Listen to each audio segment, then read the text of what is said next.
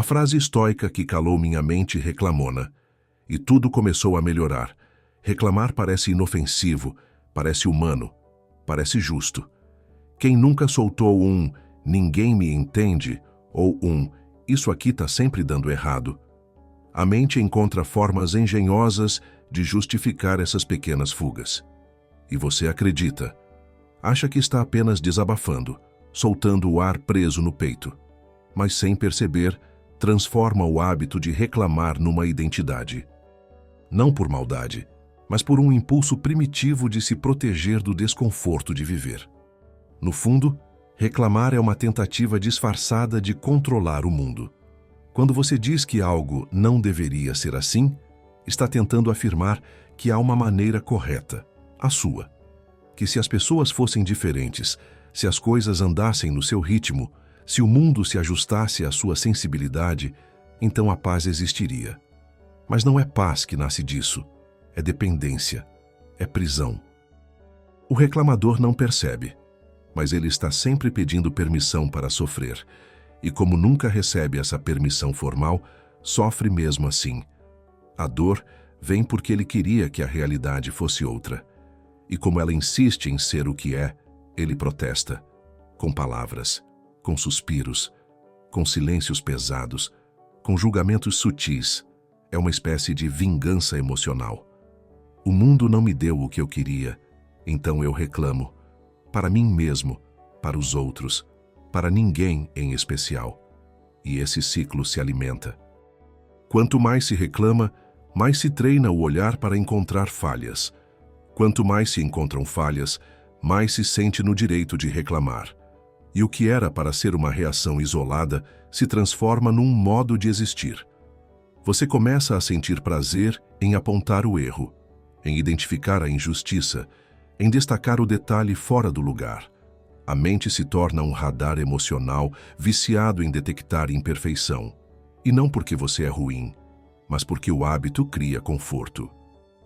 E o conforto, mesmo que tóxico, ainda é conforto. Há também um ganho silencioso, o da superioridade moral. Quem reclama acredita, mesmo que inconscientemente, que está certo, que viu o que ninguém viu, que está um passo à frente na percepção do caos, que está lúcido num mundo de cegos. Esse tipo de ilusão alimenta o ego e enfraquece a alma, porque quanto mais você se coloca acima da realidade, mais distante da verdade você fica. O estoicismo ensina o oposto. Ensina a aceitar o que é, não como resignação, mas como ponto de partida. Enquanto a mente condicionada pela reclamação exige que o mundo mude, a mente estoica se pergunta: o que em mim pode ser ajustado para lidar melhor com isso? E essa pergunta muda tudo. Mas essa transição não é fácil, porque admitir que se reclama demais é aceitar que se está fugindo da responsabilidade de mudar por dentro. É mais fácil dizer que tudo está errado lá fora do que admitir que há um desgoverno interno. O orgulho se apega ao papel de vítima, porque a vítima não precisa agir.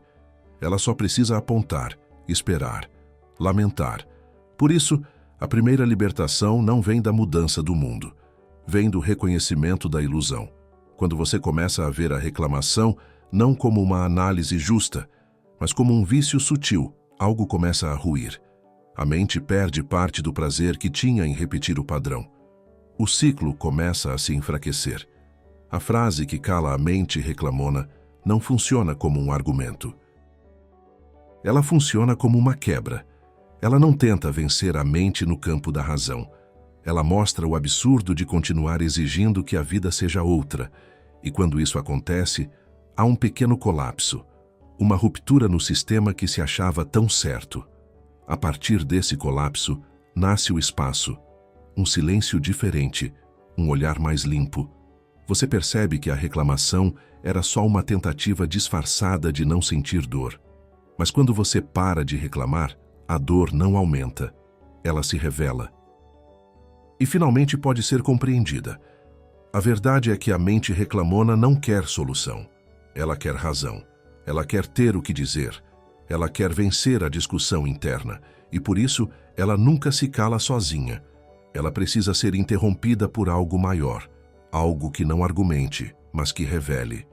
E quando isso acontece, começa o processo de desacostumar o pensamento do vício de se opor a tudo. O que vem depois não é passividade, é lucidez, não é conformismo, é autonomia. Você para de gritar com a realidade e começa a conversar com ela.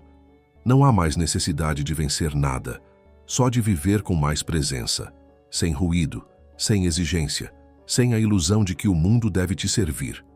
Ela não veio em um momento grandioso, não apareceu num livro sagrado, nem foi dita por alguém que eu admirava. Não foi acompanhada de trovões nem de aplausos internos. Foi só uma frase, uma linha perdida em meio a outras, lida num momento qualquer, em um dia qualquer. E ainda assim, foi o suficiente para desmontar todo o teatro mental que eu havia construído em minha defesa. A frase dizia: pare de esperar que o mundo não seja o mundo. Por alguns segundos eu não entendi. Parecia simples demais, curta demais. Mas foi exatamente por isso que ela entrou onde outras frases falharam. Ela não precisava se explicar. Apenas se instalou, como se tivesse me observado por dentro antes de chegar, como se tivesse esperado o momento certo para me cortar. Eu percebi que boa parte do que eu chamava de pensamento era na verdade resistência. Uma briga constante com a realidade, uma tentativa desesperada de que as coisas fossem diferentes, não amanhã, mas agora. E principalmente que as pessoas fossem diferentes, menos distraídas, mais sensíveis, mais justas, que elas entendessem sem eu precisar falar, que fizessem sem eu precisar pedir, que agissem como eu agiria, mesmo sem viver o que eu vivi. Essa frase desmascarou o padrão. Eu estava exigindo que o mundo não tivesse as características do mundo, que o trânsito não atrasasse, que as pessoas não fossem egoístas, que a tecnologia não falhasse, que o tempo não mudasse, que o desconforto não surgisse, que o erro não acontecesse. E quanto mais eu exigia, mais eu me frustrava. Eu chamava de sensibilidade, mas era controle. Chamava de consciência, mas era expectativa. Chamava de desabafo, mas era desrespeito à ordem natural das coisas. Foi duro perceber que eu não estava vivendo o presente, mas combatendo ele. Como se o momento atual fosse um erro que precisasse ser corrigido. Como se o mundo devesse me pedir desculpas por não se alinhar aos meus planos. E quando você pensa assim, tudo vira motivo. Um olhar torto, um ruído, uma ausência, uma falha mínima. Tudo confirma que você está certo em reclamar. Mas a frase não me deixou escorregar. Ela tirou o chão, porque ela não me dizia o que fazer. Ela só mostrava a contradição. Me colocou diante de uma pergunta que eu evitava há anos. Por que eu continuo esperando que o mundo seja diferente daquilo que ele é, se ele nunca me prometeu ser outra coisa? O mundo é o que é, e ele nunca errou comigo. Ele só seguiu seu curso. O erro estava na lente, no filtro, na expectativa secreta de que, se eu me esforçasse, talvez tudo fluísse do jeito que eu queria, como se o universo fosse um espelho do meu esforço. Mas o mundo não é um reflexo do meu merecimento. Ele é um cenário para o meu crescimento. A frase me calou porque ela não veio discutir comigo. Ela apenas expôs o quanto eu estava discutindo com tudo. Eu argumentava com a chuva, com o atraso, com o erro alheio, com a falta de atenção, e principalmente comigo mesmo. Me cobrava por não controlar o que nunca esteve nas minhas mãos. Depois da frase, não houve festa. Houve silêncio, um tipo de cansaço bom, como se eu tivesse deixado de carregar uma mala cheia de justificativas. Eu não tinha mais com quem discutir, porque a mente que reclamava perdeu o oponente. A realidade parou de parecer uma ameaça. Comecei a observar as situações de outro jeito. Quando algo dava errado, eu não sentia mais aquela urgência de nomear culpados. Quando algo me incomodava, a primeira pergunta não era mais por que isso aconteceu, mas o que isso me mostra sobre mim. E isso não me tornou passivo, me tornou atento. A frase virou um divisor de águas, não uma barreira. Mas um ponto onde o antigo padrão perdeu força. Cada vez que a mente queria reclamar, Ela esbarrava naquela lembrança, naquilo que eu já tinha visto e não podia mais desver. Você pode ignorar uma frase, pode rir dela, pode duvidar, mas quando uma verdade te pega desprevenido e mostra o teatro inteiro da sua mente, você não consegue mais voltar ao papel antigo. A plateia some, a luz acende e você, sozinho no palco, precisa decidir o que fazer com aquilo que descobriu. Essa foi a minha decisão. Parar de esperar que o mundo não seja o mundo. E a partir daí, começar a me tornar alguém que vive com ele, e não contra ele. Reclamar no início parece um alívio, um desabafo necessário, um escape justo. Quando algo nos frustra, sentimos que temos o direito, quase o dever, de expressar essa frustração. Mas o que começa como válvula de escape se transforma silenciosamente em dependência emocional. Um vício invisível, um ritual mental. Aos poucos, você não espera mais grandes motivos para reclamar. Um detalhe basta, um olhar, um som, uma mensagem atrasada. Reclamar se torna a resposta automática a qualquer estímulo que contrarie o mínimo da sua expectativa. E como o mundo é imprevisível por natureza, os gatilhos nunca param. Reclamar então deixa de ser uma reação e se torna uma rotina. A mente passa a buscar pequenas falhas, como quem procura cigarros escondidos em gavetas. O incômodo vira alimento. A insatisfação vira conforto. Reclamar se torna o cigarro da alma, um trago curto, venenoso, disfarçado de alívio. A sensação imediata é de descompressão. Você se sente visto, validado, até mesmo mais lúcido que os outros. Mas o efeito é falso, é momentâneo, porque depois da reclamação sobra o vazio e um vício ainda mais fortalecido. Você não percebe que está dependente.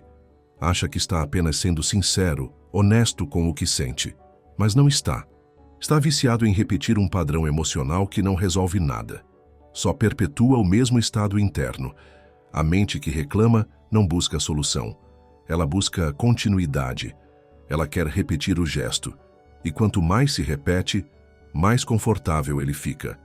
Mesmo quando começa a fazer mal. Mesmo quando afasta pessoas. Mesmo quando destrói relações, silencia conexões, intoxica ambientes. Há algo no ato de reclamar que faz você se sentir no controle, como se nomear o problema fosse um passo para resolvê-lo. Mas não é. É apenas o passo para sustentá-lo. O estoicismo me fez enxergar isso com brutal clareza. Não existe liberdade interior enquanto se estiver preso ao hábito de reclamar. Porque a reclamação exige que o mundo se comporte como você deseja. Exige que as pessoas te entendam sem que você diga. Que as coisas fluam sem imprevistos. E isso nunca vai acontecer. Quando você está viciado em reclamar, começa a interpretar a realidade com uma lente distorcida. Tudo vira prova de que você tem razão em estar insatisfeito. Até os momentos bons são contaminados. Você desconfia da paz. Minimiza a alegria, se antecipa ao problema, cria tensão onde havia silêncio. O reclamador crônico não percebe, mas ele já não vive mais. Ele interpreta, ele julga, ele avalia, ele comenta mentalmente cada situação. E essa narrativa interna não para nunca. Mesmo quando o corpo está descansando, a mente está ruminando. O vício opera em silêncio. Só que o mundo não muda porque você reclama. As pessoas não evoluem porque você suspira alto. A vida não recompensa quem se lamenta mais. Pelo contrário, a reclamação constante te posiciona como alguém impotente, reativo, sempre à mercê do outro. E quanto mais você se queixa, menos se move. Porque reclamar anestesia. Alivia o desconforto imediato de agir. Substitui a ação pela crítica. E no fim, nada muda. Só você fica mais cansado, mais frustrado, mais preso a esse ciclo invisível. Romper com isso exige coragem, exige presença, exige a decisão de parar de usar a reclamação como muleta emocional, de suportar o desconforto de sentir sem precisar expressar em palavras automáticas, de respirar fundo diante do que incomoda e, antes de reagir, observar. A mente viciada em reclamar vai lutar, vai tentar te convencer de que é injusto ficar em silêncio, de que você precisa dizer algo, de que o mundo precisa ouvir seu protesto. Mas é só o vício pedindo mais uma dose. O verdadeiro autocontrole não está em calar o que sente, mas em escolher como transformar isso em algo útil, nobre, construtivo. Depois de um tempo sem alimentar esse padrão, algo novo acontece. O silêncio começa a ocupar o espaço da reclamação. A observação se torna mais frequente que a crítica, e no lugar do incômodo constante, nasce uma presença mais firme. Você começa a perceber que o problema era menos externo do que imaginava. Que o que doía não era a situação, era a forma como você se relacionava com ela. E esse é o ponto em que o vício perde o controle. Quando você percebe que não precisa reclamar para se sentir vivo, que pode simplesmente estar, sentir, processar e agir com mais clareza, sem veneno, sem ruído, sem a falsa recompensa de repetir sempre a mesma resposta emocional. Há um momento em que a reclamação deixa de ser um comportamento e se transforma numa identidade. Sem perceber, você deixa de apenas reclamar e começa a se ver como o reclamante. A pessoa crítica, a que diz o que ninguém tem coragem, a que tem um olhar mais atento, mais exigente, mais consciente. Mas não é lucidez, é aprisionamento. A mente, treinada diariamente para enxergar o erro, começa a ignorar tudo o que não confirma esse padrão. A beleza passa despercebida, a leveza é ignorada, a bondade se torna suspeita. Porque o cérebro, como um servo obediente, filtra tudo que não sustenta a história principal, a de que o mundo está errado e você está certo em se queixar. A reclamação nesse estágio não é mais uma resposta ocasional, é um modo de operar. Você entra em uma sala e já identifica o que está errado, escuta alguém falar e já nota o tom impreciso. Vive com a lupa do defeito. E quanto mais você fortalece esse olhar, mais você se confunde com ele. Você já não sabe mais quem é sem essa postura. Se tentar abandoná-la, sente-se vulnerável, sem chão, desprotegido. Afinal, a reclamação virou seu escudo, sua armadura emocional. Reclamar antes que te feriam, criticar antes que te apontem, condenar antes que te excluam. O pior não é apenas viver assim. É começar a acreditar que essa é sua natureza, que sempre foi uma pessoa assim, mas não é. Foi treinado, condicionado, molde construído ao longo dos anos, alimentado por dores não processadas, frustrações acumuladas, expectativas não atendidas. O reclamador crônico se esquece de sentir gratidão, porque ela exige presença. E presença é impossível quando a mente está constantemente apontando defeitos. A reclamação ocupa tanto espaço interno que não sobra silêncio para reconhecer o que está funcionando, o que está bem, o que é bom, mesmo em meio ao caos. Esse estado cria um tipo de cansaço que não vem do corpo, mas da alma, porque viver como quem está sempre combatendo a realidade consome energia vital, exige constante vigília. Você passa a antecipar o problema, a prever o erro, a imaginar o que pode dar errado, mesmo quando tudo parece estar fluindo. É como se a mente dissesse: calma, ainda não acabou, algo ruim ainda vai acontecer. E quando não acontece, a mente se frustra, porque o vício não é apenas em reagir ao negativo, é em buscá-lo. Criá-lo se necessário, inventá-lo se não houver o suficiente. É aí que você percebe o nível de profundidade desse condicionamento. Não está mais apenas na boca, nas palavras. Está impregnado na forma como você percebe a vida. O estoicismo me mostrou que o hábito de reclamar, quando sustentado por muito tempo, apaga a distinção entre reação e identidade.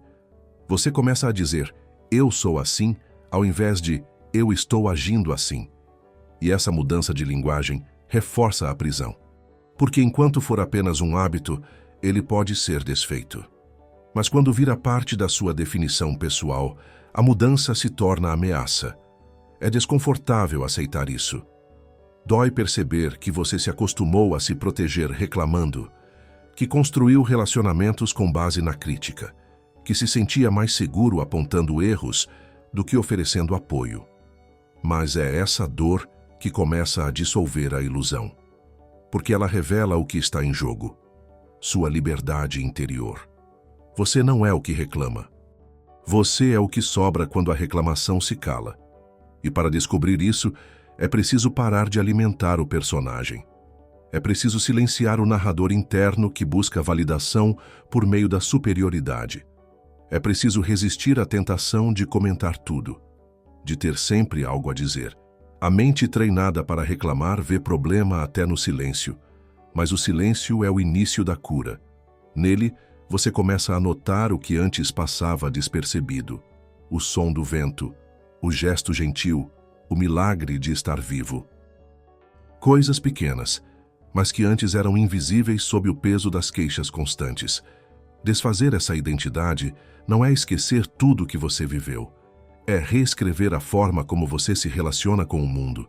É recuperar o direito de admirar, de aceitar, de acolher sem precisar controlar. E nesse processo, a consciência volta. A clareza se instala. E pela primeira vez em muito tempo, você percebe que está inteiro e livre. A maior confusão que se faz sobre o silêncio é acreditar que ele é ausência. Ausência de palavras, de reações, de presença.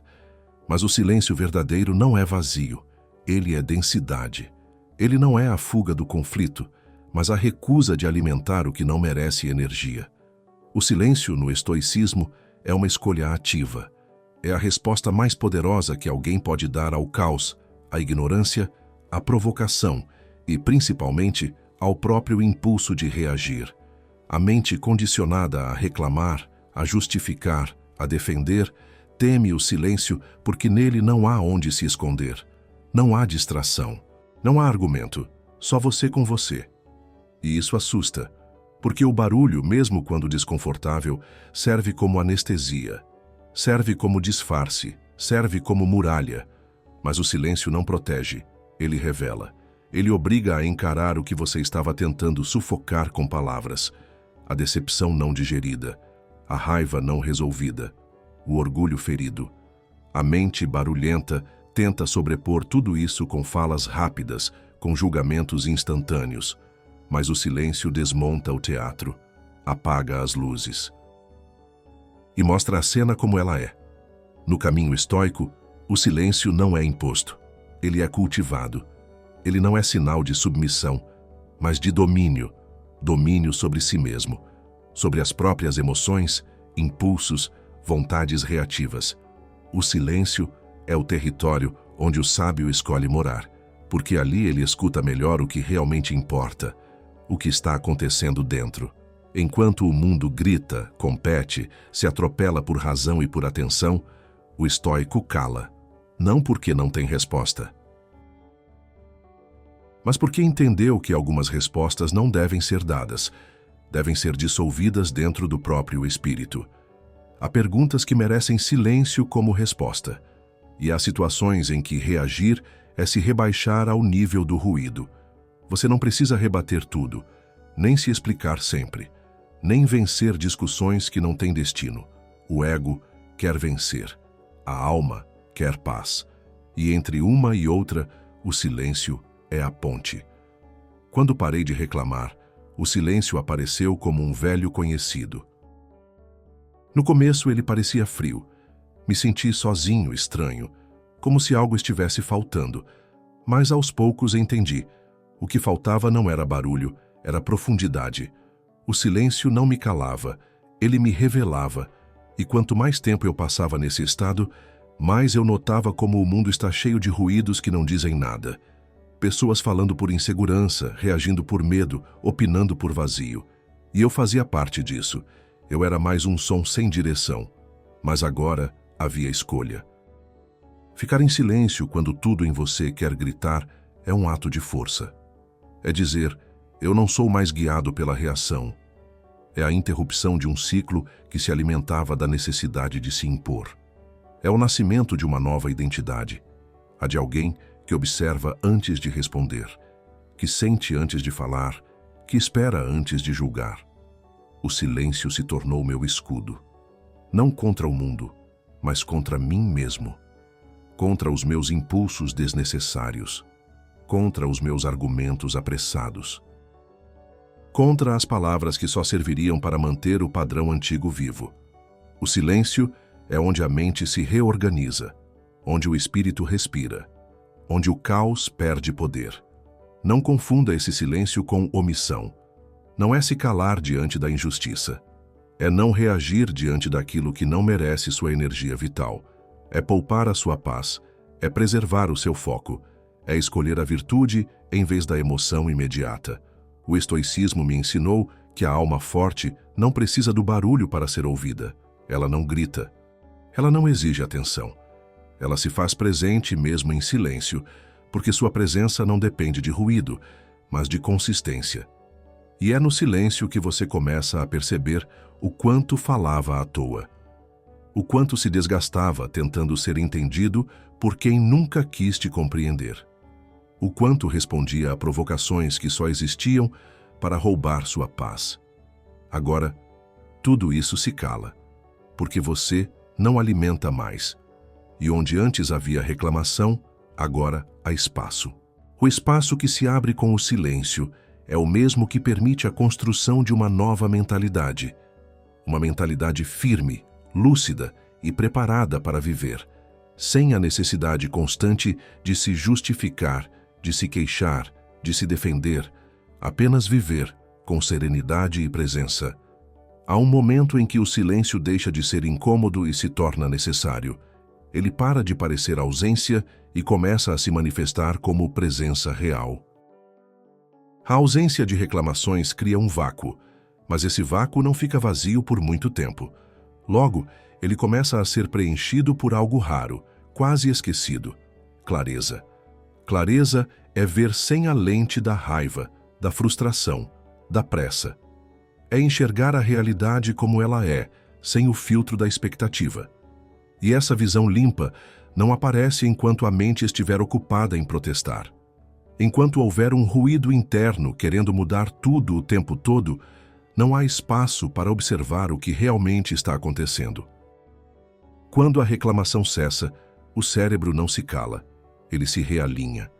A atenção antes voltada para os erros começa a notar os detalhes que antes eram invisíveis: um gesto gentil, um instante de silêncio, um olhar verdadeiro, pequenas presenças que antes passavam despercebidas no meio do barulho mental.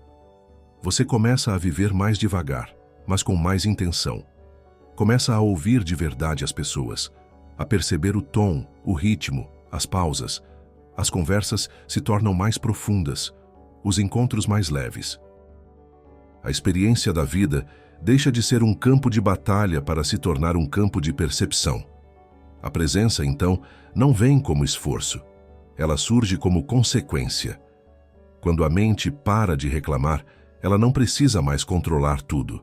E quando não precisa mais controlar, pode simplesmente estar. E estar é o que cura, estar é o que conecta, estar é o que liberta.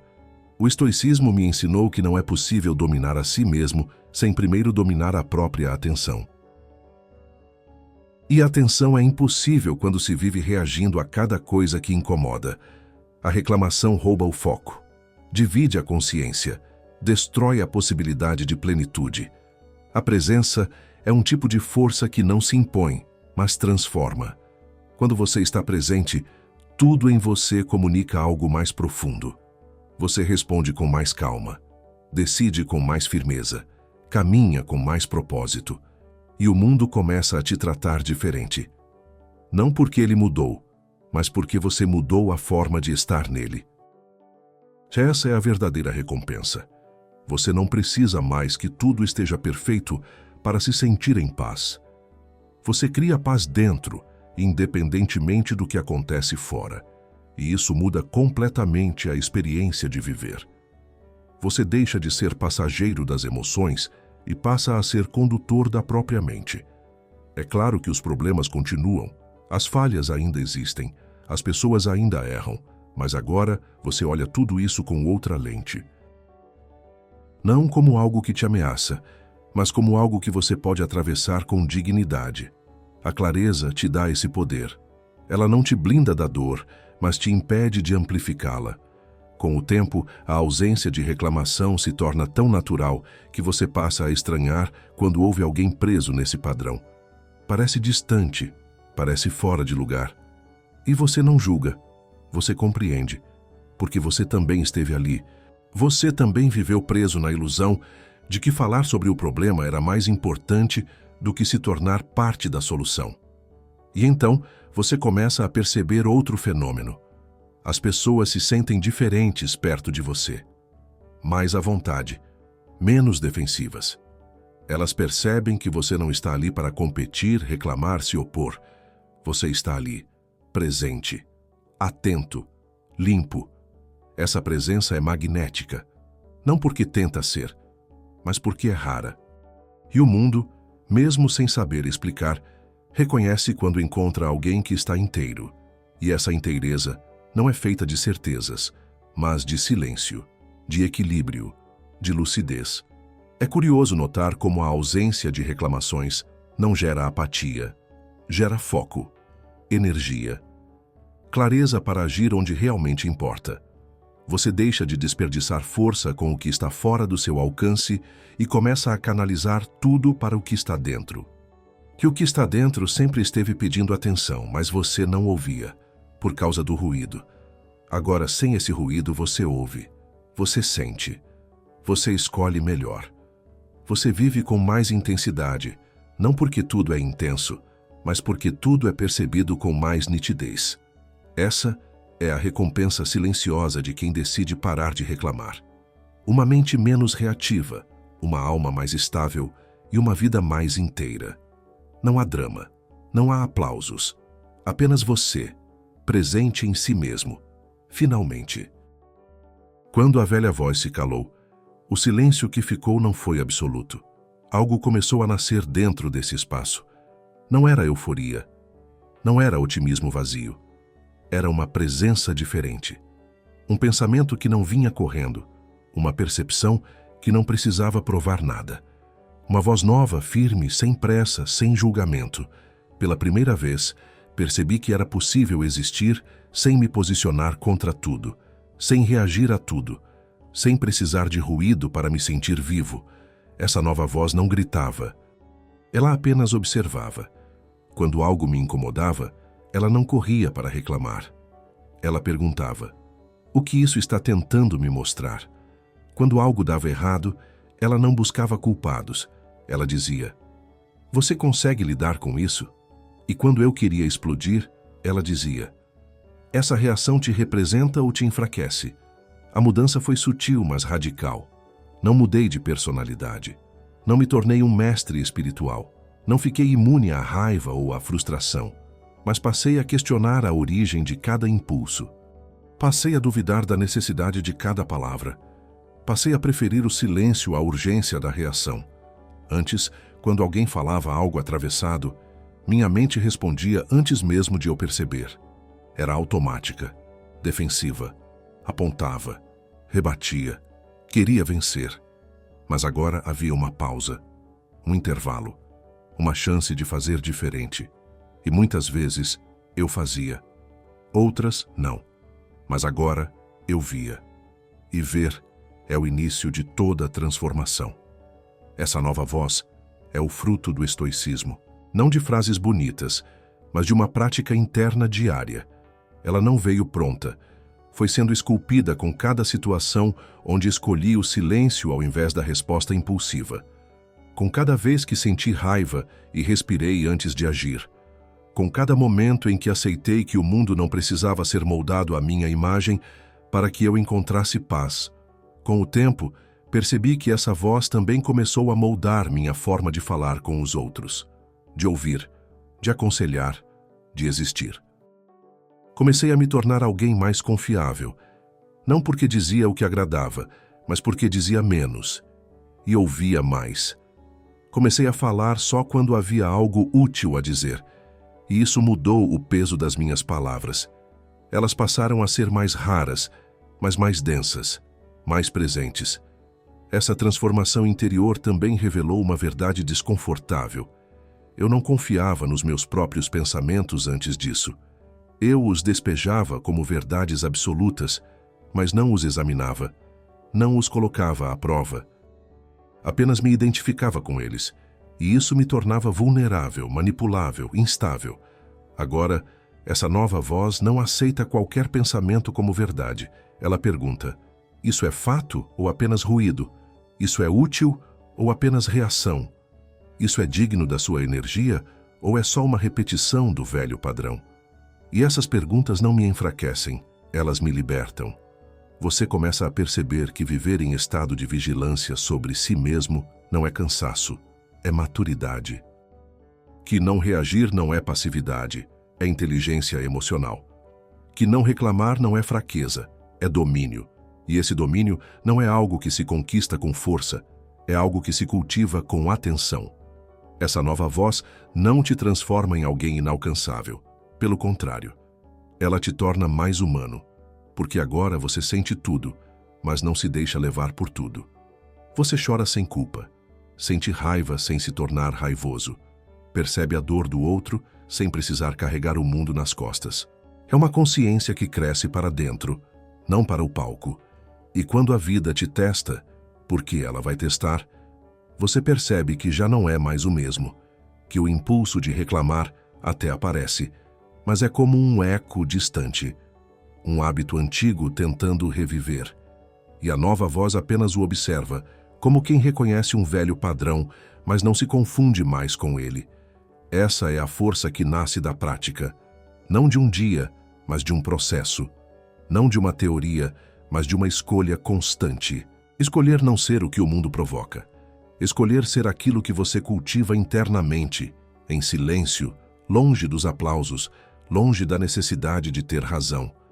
A voz antiga reclamava. A nova voz observa. E só isso já transforma toda a experiência de viver. Não há promessa nessa frase. Não há consolo. Há apenas uma verdade que não pede sua aprovação para existir. Uma verdade que não precisa de emoção para ser poderosa. E por isso mesmo, ela se instala. Continua trabalhando por dentro, mesmo quando você acha que já entendeu. Porque essa frase não quer ser entendida, ela quer ser vivida. Antes, eu pensava que calar a mente reclamona seria um ato de força, um movimento heróico, uma virada de chave. Mas a verdade é mais sutil.